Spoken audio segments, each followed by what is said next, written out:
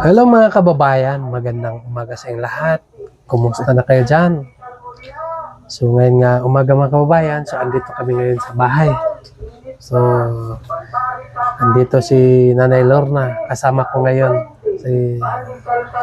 Maaga pa ay nagpunta siya dito sa amin. No? So hindi pa ako nagising, so nandito na si Nanay mga kababayan. May lakad si Nanay ngayon. Asa ka mo adto ngayon? Karon? Sa kuan po sir, adto ko sa Langgoy. Si Nanay ay magpunta sa Salanggoy. Ng mga bunok ko po sir na anang Mag-abono ng mais. anang nangutang ko ang abono.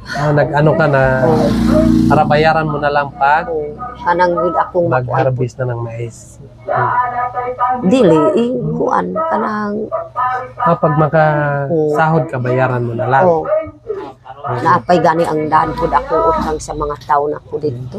Kanang gud akong No. Bakit? oblag ko ipadangkam. So, bayo ka pa upos.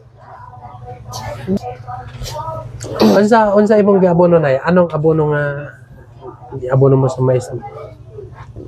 Kuan. Sulfate? Kana gyud basi kana Sulfate lang.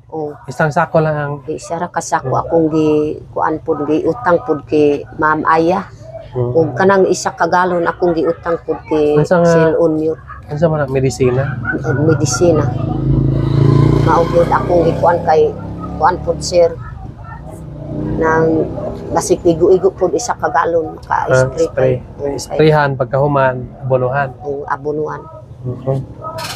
Kana pud akong maguol pud karon sir kay kanang way kwarta akong ipainadlaw sa kuan na way akong kabayad sa pagpasan sa abono paadto pud sa Salanggoy kay Kasi layo-layo man.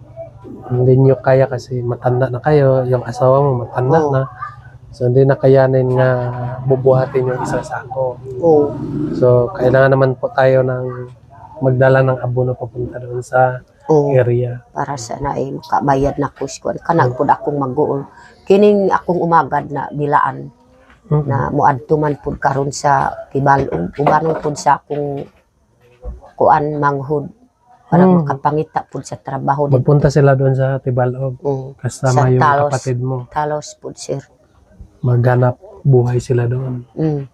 Mangita pud og trabawan pud si Chris kay diri pud ang iyang trabaho murag way kuan. Sige rag pugo sa iyang amo sa kwarta.